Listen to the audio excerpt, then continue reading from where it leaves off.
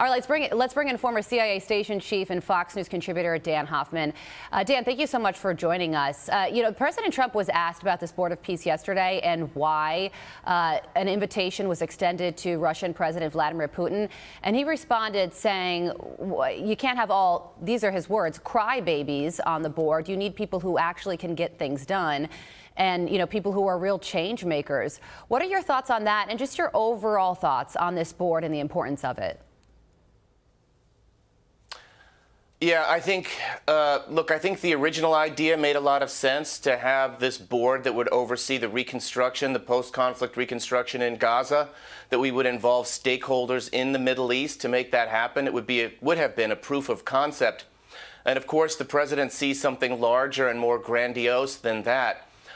Bringing Russia in, I think, is inherently difficult because Russia is responsible for the most destructive land war in Europe since the Second World War. They brought along their ally, Belarus, and remember that Russia is allied with North Korea, Iran, and China.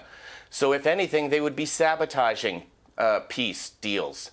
And I think that would have to be a concern. Russia's been launching an incessant barrage of drones and missiles targeting innocent Ukrainian civilians in the energy grid. Russia's never shown any interest whatsoever in peace, in spite of the fact that the president and Special Envoy Witkoff and Jared Kushner have mounted a real full-court press to try to bring Russia to the negotiating table. So, look, we'll stand by for more details on what this might entail, but there are certainly inherent challenges with trying to do something so large as this. Special Envoy Steve Witkoff, who I believe, see the top of his head pictured, claims, quote, "Lots of progress has been made with regard to ending the Russia-Ukraine conflict." Do you agree, Dan?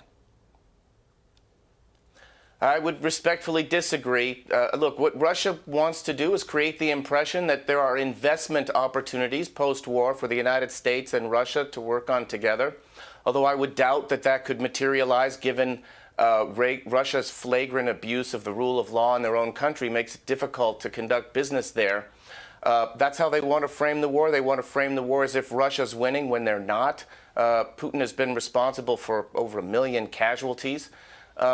And they want to try to delay the U.S. imposition of further sanctions that are crippling Russia's wartime economy. So we haven't seen any indication on the ground that Russia's interested in even taking the most minuscule step forward towards peace, although Ukraine, the country that was invaded and has no choice but to fight for their independence, is absolutely ready for peace, and I think the president has acknowledged that.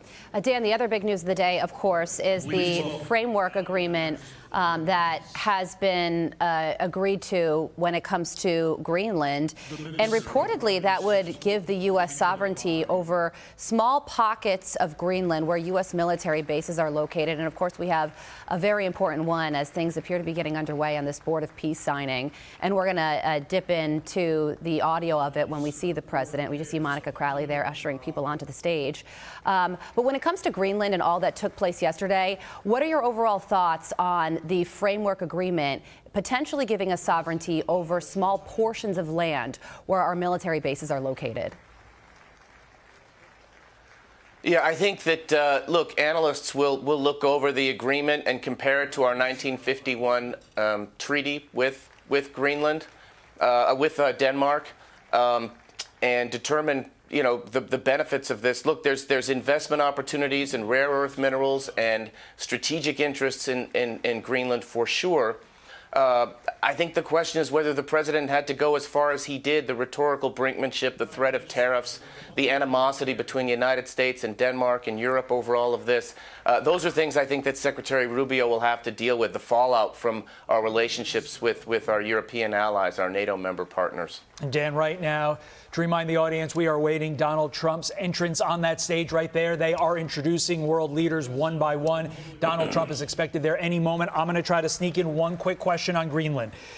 You think Europe would be begging President Trump to position the Golden Dome, which has been rumored in Greenland, but instead they are making it difficult. You understand weaponry. You understand what resources people have. Do they have something better for their own defense? Because, you think they're acting like it.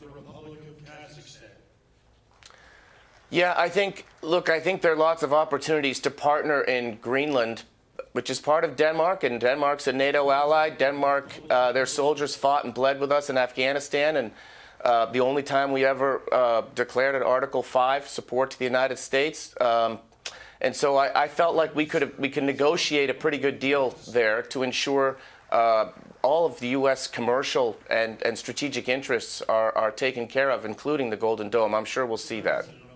Dan, just as we watch everybody file onto the stage and get seated ahead of President Trump's remarks, and I'm sure he'll be the last person to join the group of world leaders who have signed on to this board.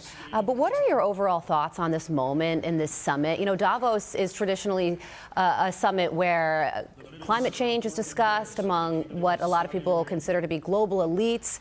And President Trump has really changed that. And this whole entire summit has really focused on him and his desire to change the Western Hemisphere. Yeah, I think absolutely he took over the narrative for this summit. And he determined the issues that would be discussed at the summit for the most part. And I think that's what we're seeing the leaders around the table responding to.